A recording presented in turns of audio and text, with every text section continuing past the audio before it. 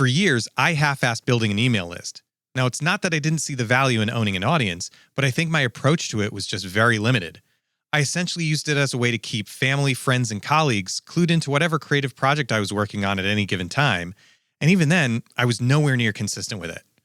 Now, I've just hit the 1-year mark of publishing consistently on Substack, and I thought it warranted a bit of a retrospective from the beginning to where things are now. Now's a good time to say I do not have a huge audience. I'd love to get there at some point, but I think this is something that's missing from the conversation. It's not always about huge numbers or crazy metrics. A lot of times it's just about people who are trying to find their footing and build an audience one step at a time. I started sending emails at the tail end of 2024 with Kit. Now, honestly, Kit's amazing and it's full of incredibly powerful tools and automations. I like them as a brand. I think they're doing amazing things. But it really seemed that they cater to people who already have a way of driving traffic to their email lists, and I didn't really have any of that. I was missing a discovery engine.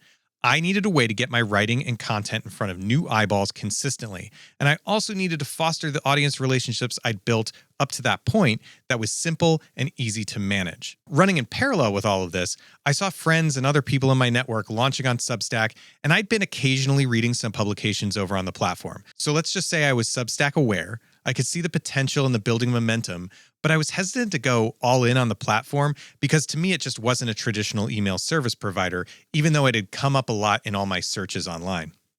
Was it a blog? Was it a social platform? I honestly had no idea. But once I started to see larger creators moving their big audiences over there, I knew the train was essentially leaving the station and I didn't want to miss the ride. So let's break down year one by the numbers. My first post on Substack was published on May 20th, 2025. I'll link to it in the description below. Now, since then, I've published 43 long-form posts and a countless number of notes. I definitely didn't hit a weekly cadence consistently, but all things considered, I'd say that's a pretty good track record for year one. Now, I've grown my subscriber base to just shy of 500 readers as of this recording, and have gained 1,369 followers on the platform. Now, by comparison, I only have about 1,733 followers on Instagram, and I've been on that platform since almost the beginning. Now, no one wants to write into a void. You want your words to actually reach people. When I first launched, my open rates were way up. They were above 60%. Slowly over time, they settled into a groove where they're now consistently between 35 and 40%, which still feels pretty solid to me given the amount of email people are drowning in day to day. Of all those posts, I've had 4 with over 400 views that were my top performers. My Lazy Creator Method post was a good indication that collaborating with creators with sizable audiences can really help drive opens. Now, I wrote that in conjunction with releasing a No Set Path podcast episode featuring Jason Murray. No Set Path is the name of my newsletter as well as my podcast, and pushing that newsletter to his 200,000 plus strong audience helped quite a bit. Now, through this whole process, I found that you discover a platform by committing to it and experimenting within it, not from trying to assess it from the outside. And I realized you don't need all the fancy tools, you just need the right ones for where you're at right now. And that made all the difference to me. So 2 things really changed my outlook on adopting Substack as a platform. First, it was the social component, and second, it was the recommendations from other writers. Now, I'll be the first one to say that I think social media overall is a net negative in many ways, but the vibe via notes on Substack is much different, more positive and supportive overall. Notes is essentially the social arm of Substack. Think of it like Twitter. It truly blew my mind to be putting out short thoughts and takeaways on creativity or business and having complete strangers not only engage with me, but also go read my stuff and subscribe to the newsletter. So it's a little bit different than traditional social platforms where you're getting likes and followers. Yeah, you're still getting that with Substack, but then you're also getting the owned audience when somebody subscribes to your newsletter. And then there's recommendations. A quick story. The first recommendation I ever received was completely unsolicited. One day it was just there. Someone I didn't know was recommending my writing because they were getting something out of it. Now, of course, I promptly opened up my DMs and sent them a thank you.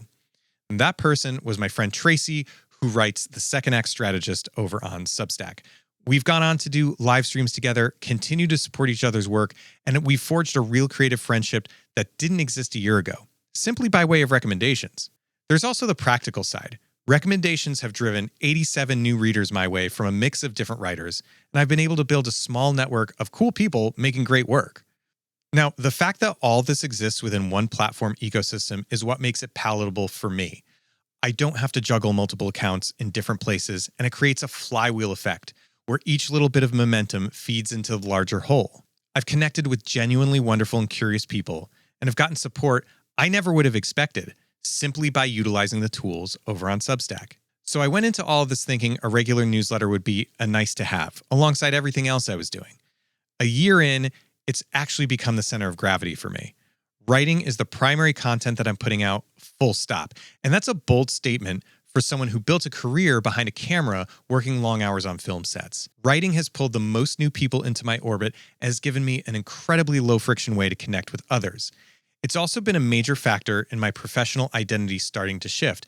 I come from the film and video world. I've been a professional cinematographer for almost 15 years. I feel less pull toward traditional production work and more pull toward ideas, advisory, and big picture thinking.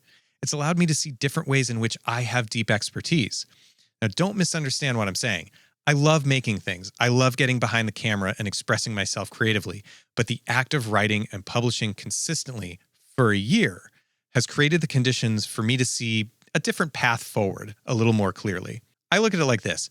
The simple act of publishing a weekly newsletter, it's a forcing function. It makes you confront what's inside you, what you want to say, and by extension, who you're trying to be. And this whole process has sent me on a path of discovery. I've learned a ton about myself, not only as a creative, but an entrepreneur and a writer. So I built a whole brand Bible for No Set Path, which is my newsletter and my podcast. Here's a little excerpt from it. The nonlinear path isn't a detour from the real work. It is the real work. Every chapter teaches you something new, and every wrong turn adds a layer to your perspective that the straight-line careerist doesn't have. Now, that's one of the core points in that ethos, and one that I've been experiencing myself, reflecting back on the last year. If nothing else, getting words out of my head and in front of others has helped open up a new realm of possibility. This whole endeavor has reset the bar for what a creative business could look like and where I find the future of value residing. It's not in doing more or executing somebody else's vision. That's old thinking. Instead, it's about pulling all the disparate pieces together into something that's uniquely yours, that only you could do and that people value. When I take stock of where things stand as far as newsletters go, I'm not as far ahead as others, but I'm on my own trajectory. My hope is that doing this recap of my first year on Substack serves as just a little bit of motivation that even those with modest audiences that are building and trying to scale something of their own can have wins and build momentum, even if they can't clearly see the path in front of them. Just keep showing up and keep trying.